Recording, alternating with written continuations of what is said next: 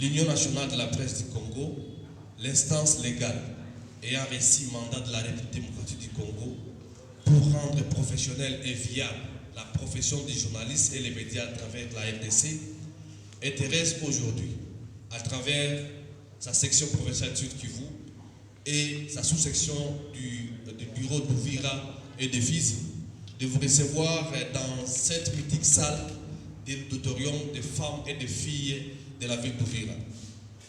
Aujourd'hui, 22 juillet 2025, marque la célébration de la journée nationale. Il faut faire une différence entre la journée nationale et la journée mondiale. La journée nationale de la presse.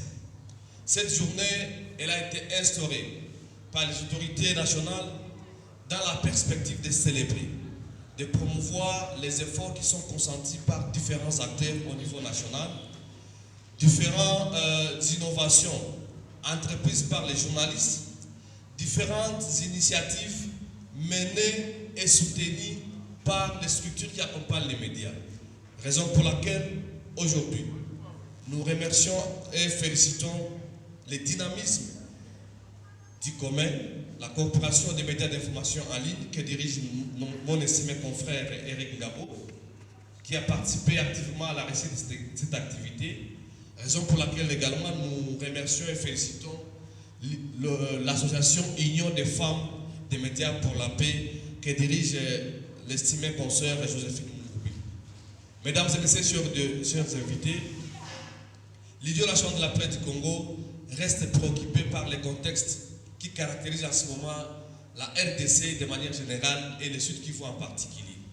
Nous vivons un moment où nous avons une responsabilité, nous presse, de faire en sorte que la population consomme une information vérifiée, indépendante et une information impartiale.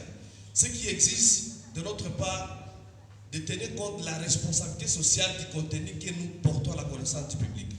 La responsabilité sociale du journaliste, c'est tout simplement le fait pour un journaliste de réfléchir, d'imaginer, de concevoir et d'envisager d'avance les conséquences qui peuvent découler de par son acte d'informer, de par son acte de traiter une information d'intérêt public.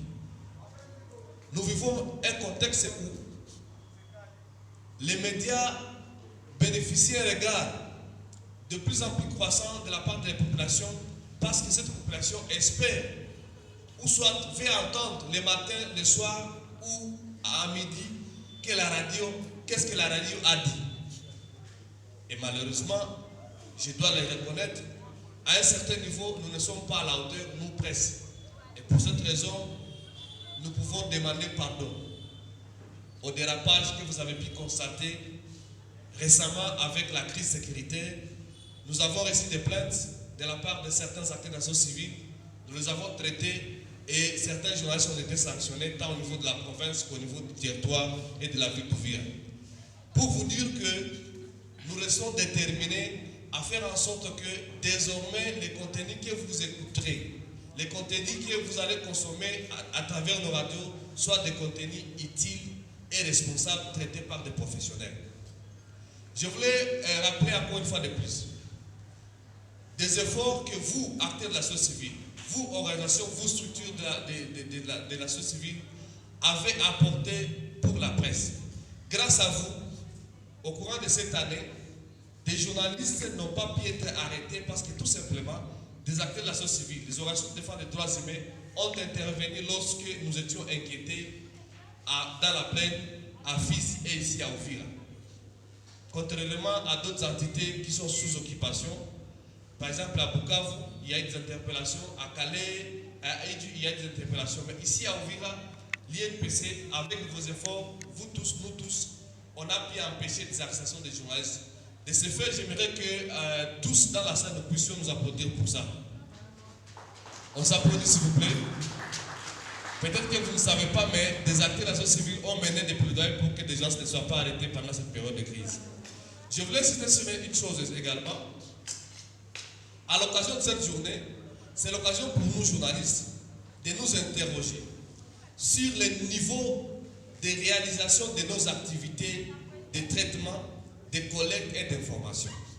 Est-ce que sommes à la hauteur? Est-ce que respectons les codes d'éthique et déontologie que nous sommes fixés?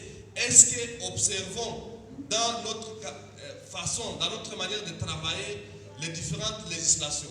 Par exemple, aujourd'hui, nous avons la loi, la loi portant code du numérique, nous avons la loi portant modalité déléguée de la liberté de la presse, la loi de 2023. Est-ce que nous parvenons à bien les faire? C'est l'occasion ici également pour les acteurs de la société civile de nous interpeller par rapport aux services que nous rendons à la communauté. Parce que nous tous, nous avons juré de servir cette communauté, chacun à ce qui concerne ses capacités et son domaine d'intervention. Nous, journalistes, aujourd'hui, nous nous mettons à votre disposition pour que vous puissiez en quelque sorte apporter votre réflexion, votre point de vue, votre appréciation par rapport à ce que nous faisons. C'est la journée nationale de la presse, mais c'est aussi une journée qui prend en compte les droits à l'expression, les droits d'opinion, parce qu'à travers les médias, nous faisons leur promotion. Excellence, Monsieur le ministre en charge de la communication et médias, Monsieur le représentant du maire de la ville, la journée d'aujourd'hui, si elle est célébrée à Uvira, c'est dans l'optique de soutenir et de promouvoir les acteurs d'abord qui fondent les droits à la liberté de la presse, soutenir également les initiatives et les actions qui sont menées ou entreprises dans le secteur de la presse et communication.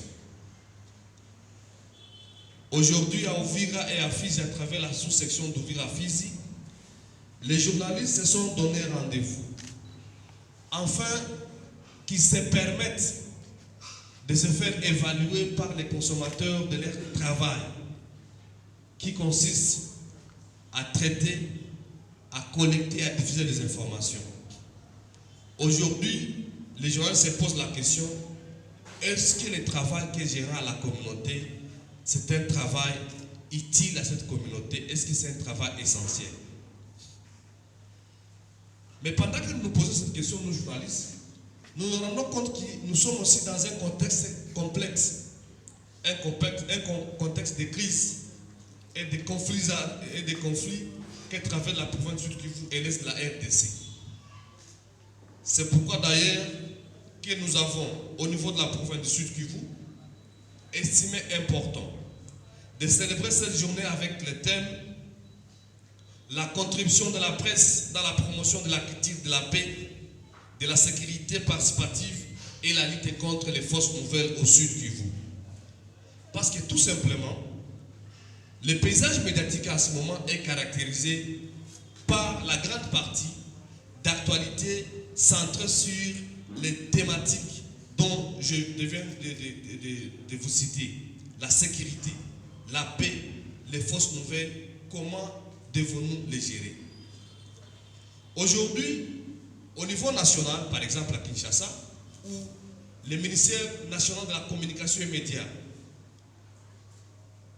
au niveau national, a appuyé, comme c'est le cas ici en province, le directoire national de l'INPC, il célèbre sous le thème l'intelligence artificielle face aux défis de la paix et du vivre ensemble au regard de l'accord de paix et le rôle pour les médias. Ça, c'est à Kinshasa. S'il faut rester dans le contexte local, au Sud-Kivu et à Uvira, nous nous sommes rendus compte que la presse uviroise mérite sa place dans la contribution à la paix, à la sécurité et à l'éradication ou à la lutte contre les fausses nouvelles, parce que tout simplement, nous, presse, avons décidé d'informer de manière indépendante et professionnelle. Nous, presse d'Uvira et médias d'Uvira, avons pris l'engagement de respecter les codes d'éthique et déontologie qui renferment les droits et les devoirs des journalistes. Nous avons également estimé que nous avons joué un rôle pendant la crise sécuritaire. Nous avons également estimé que nous avons apporté notre contribution pour pérenniser la stabilité que nous avons également, que nous observons aujourd'hui.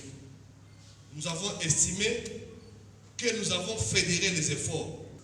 Nous nous sommes fixés comme objectif d'encourager l'esprit critique face à l'information circulant sur les réseaux sociaux et autres canaux informels, en renforçant la collaboration entre les parties prenantes, notamment les autorités, les médias et les acteurs de la société civile.